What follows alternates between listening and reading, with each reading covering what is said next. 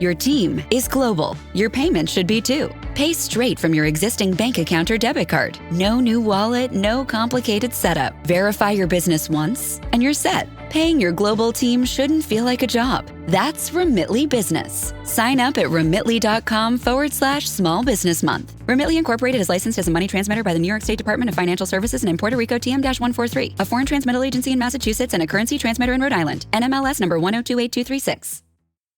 Listen, all you New Yorkers. Excuse me, taxi. Okay, man, we're looking around. This is the 77 WABC minicast.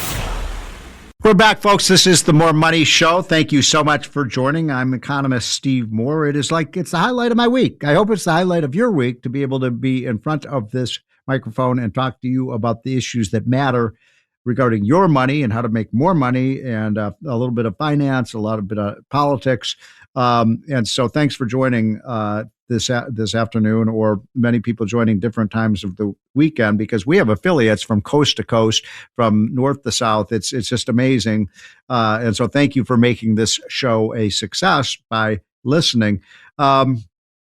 I will have some time at the end of the hour to take a few calls, because we are live, we're in color. And if you want to, here's what I'd like to do. Because this is Memorial Day weekend, Mr. Producer, let's take a couple of calls at the end of the show from people who have served in the uniform. Maybe if we have some Vietnam vets, maybe we even have some World War II vets. There are still World War II vets out there. And that number to call in, of course, is 1-800-848-9222. And we'll try to get in a few. But we only want to hear from veterans who have stories about the heroism that they saw on the battlefield. And for those who have served, I salute you. But we have right now on the line a good friend of mine personally and a good friend of the show. We have him on regularly because he's one of the smartest political minds I know, Tom Del Beccaro. Tom, are you on with us? I am. Thanks so much for having me on, and thank you to all the veterans. Yes, we do. Yes. If can not, you hear me? Let me. Right here. Well, go. Are you there, Tom? One more check. Yeah, Mr. I'm here. Oh, there you are, Tom. I thought I'd lost you, my friend. So thank you so much for joining. Tom Del Beccaro, as I was just saying, is one of the smartest political minds I know, especially when it comes to the politics of our largest state, California. And obviously, this is a New York-based show, but there's a lot of interest, Tom, as you know, about what's going on on the left coast. And so let us start with Governor Gavin Newsom. We've talked about him in recent weeks. He is all over the country now. He's gone national. He certainly looks like he is all in on a presidential race for 2028.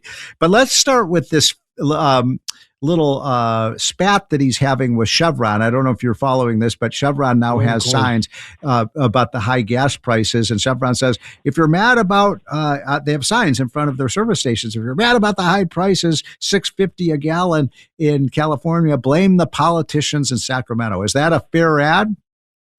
Yeah, absolutely. If you look at the prices in California, they are gas prices anywhere from $2 to $3 more expensive in California than in Arizona, right across the border, or Iowa, or just about anywhere else. And California has a lot of regulatory taxes and straight up taxes that they apply to a gallon of gasoline.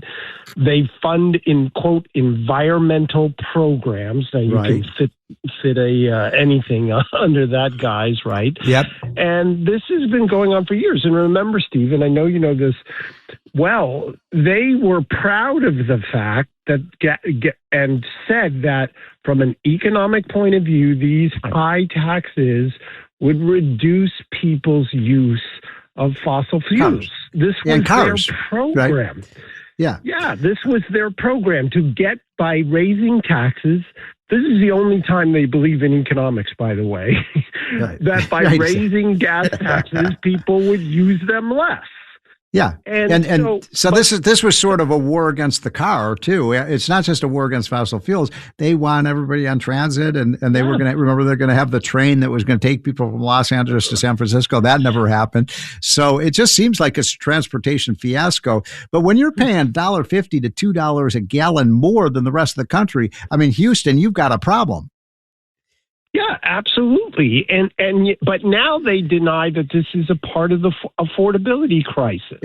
And they try and push this latest increase on Trump. Yes, it's true. The supply has resulted in higher prices, the Iran war. But as even some Democrat politicians, Antonio Villaraigosa said, blaming this all on Trump is disingenuous. This existed before.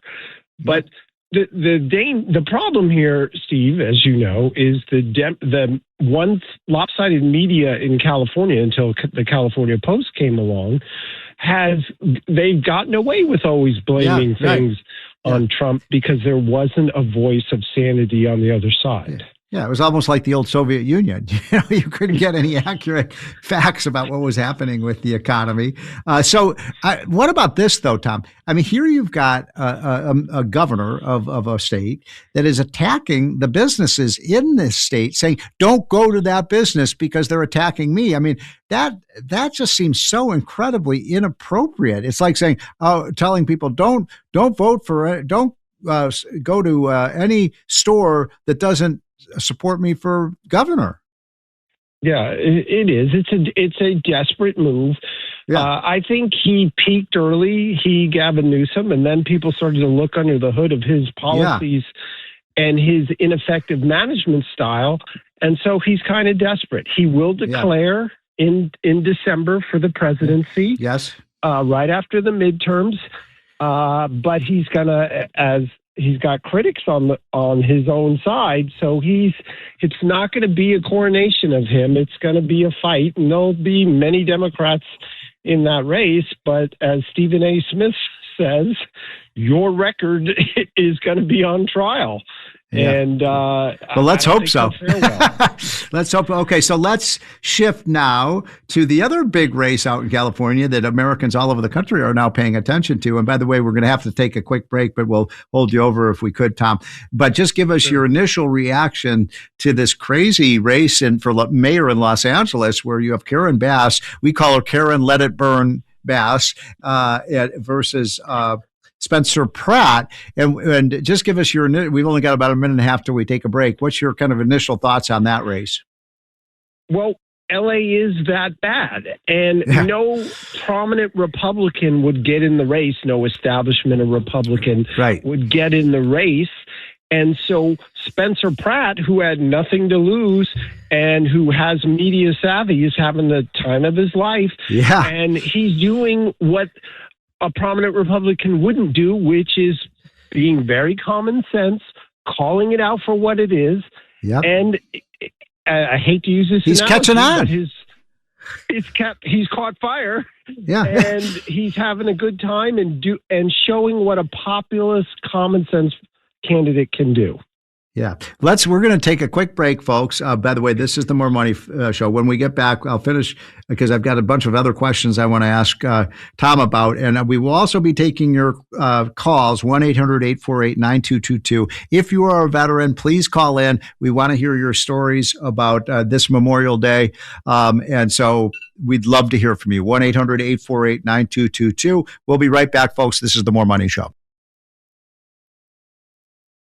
Thank you so much for joining on this Memorial Day weekend. I want to take a couple calls at the end of the hour from some of our veterans to tell us about their experience and the acts of heroism that they saw on the battlefield. So please call in. I think we have one line open, 1-800-848-9222 if you wore the uniform. And you can tell us some stories that will make us proud as Americans. But I have a few remaining minutes with my good friend, Tom Del Beccaro. By the way, I didn't give a full introduction to him before. Tom actually was the head of the Republican Party in California for many years. He also is the author of a book called The Divided Era. And by the way, are we ever living in an era, a divided era right now? You called that one, Tom. Look, we have the mayors of our great cities. You've got Mondani running New York City into the ground. You've got Brandon Johnson, who's the mayor of my hometown, Chicago, driving that city into the ground. You have Karen Bass, who's been an absolutely awful governor of Los Angeles. You've got this moron who is now the mayor of Seattle, who's saying, "Oh, bye. We were just very happy to see all these businesses leave." Tom, what's going on here? I mean, how can we keep electing? I love America's great cities, and they're being ruined by these left-wing, progressive, high-tax policies. Yeah, over a year ago, I wrote a piece in Fox saying that the mayors of Chicago, L.A., and New York would define the Democrat Party because that's what they're doing. And they do. They are defining the party. You're right. You were right. What people don't understand is it turns out that being mayor is a very difficult job. You have to have excellent managerial skills to do it. Exactly. And Mondami and all these people don't have any managerial skills. So forget just the policy issues or the ideology. Right. You got to have management skills to be president, mayor, and governor. And one of the reasons, Steve, that the Democrats have such a weak bench is because A, they elect people without these managerial skills, Spamberger. B, they elect all these ideological people.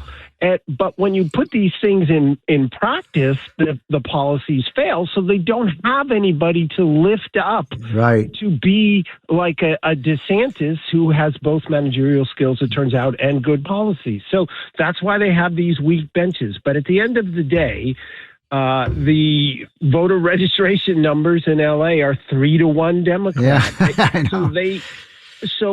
But when you watch these campaigns, Steve, they don't campaign on the issues. They campaign against Trump. And while it is the economy stupid for independents and Republicans, for many Democrats today, Steve, I would say a majority of Democrats, they don't vote on the economy or the issues anymore. They just vote against.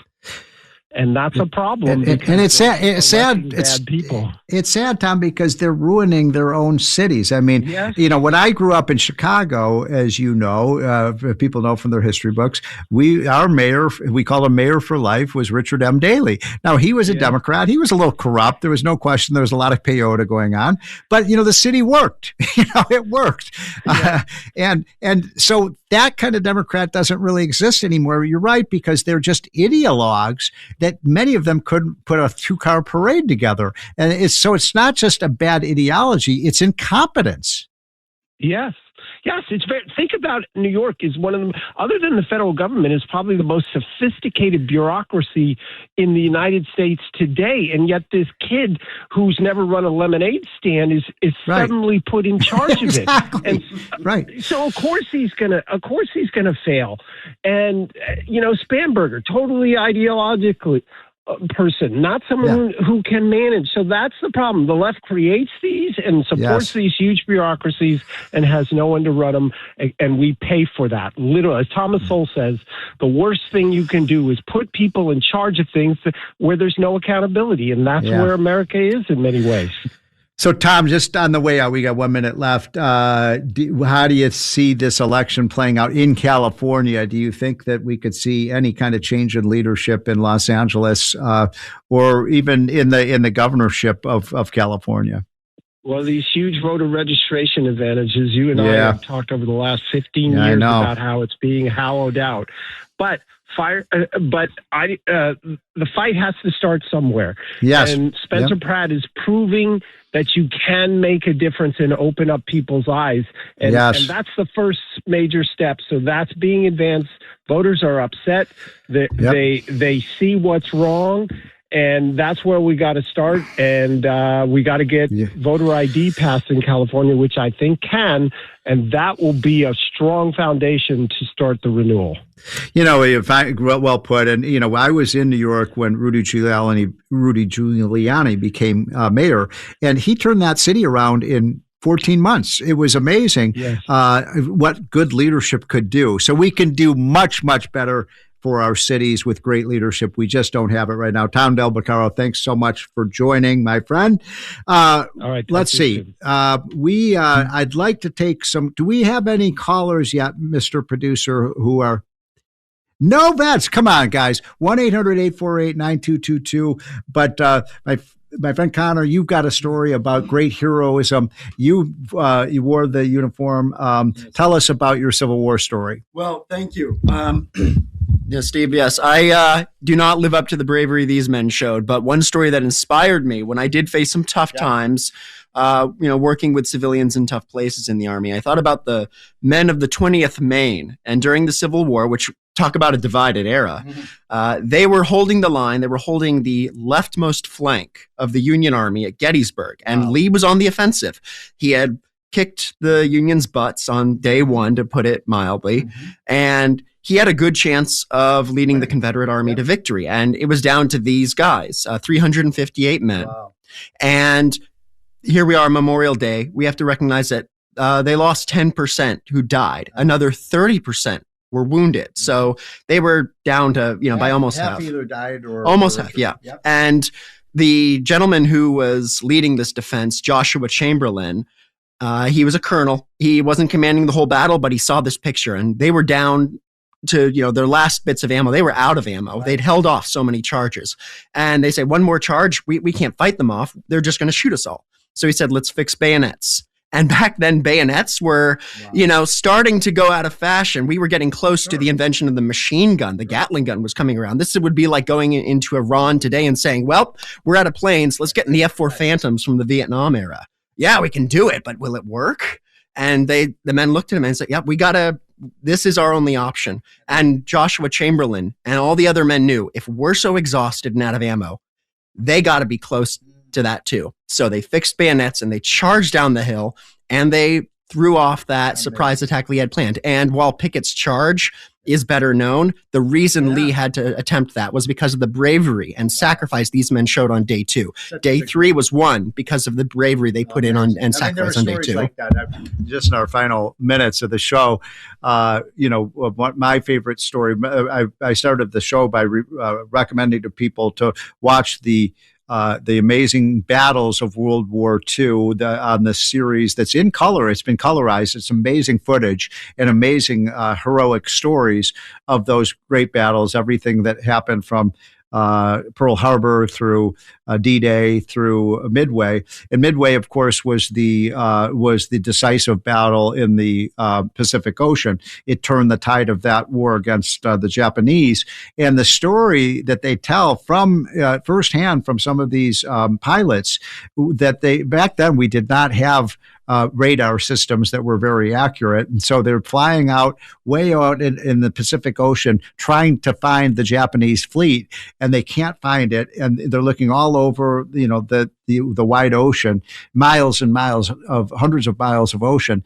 And the carriers say, turn back, you're out of gas, you've got to turn back. And they didn't turn back. And they saw just the story. This is a firsthand story. One of the pilots said, we saw a reflection from the sun that they couldn't quite figure out what it was. Something like was the metal. And it turned out that was where the fleet was. It was almost an act of God that they found it. They came in, they bombed the crap out of the Japanese fleet, but only half of those pilots ever made it back. So, those are the kind of stories that make you proud to be American. They're the kind of stories that bring tears to your eyes when you think about that kind of heroism. Many of them just crashed into the ocean because they did run out of gas, but they helped us win the war. And so that's why we're Americans, and that's why we celebrate Memorial Day. I hope you all have a really happy and holy Memorial Day. I am going to try to head out to the ceremony that the President Trump will be presiding over in Washington, D.C. And I hope that you all remember this, though, that there's so many things that make America great: our entrepreneurial spirit, our free markets, but it's also the people who preserve our freedom. So have a great, great Memorial Day. We'll be back, by the way, next week. Same bat time, same bat channel on the More Money Show.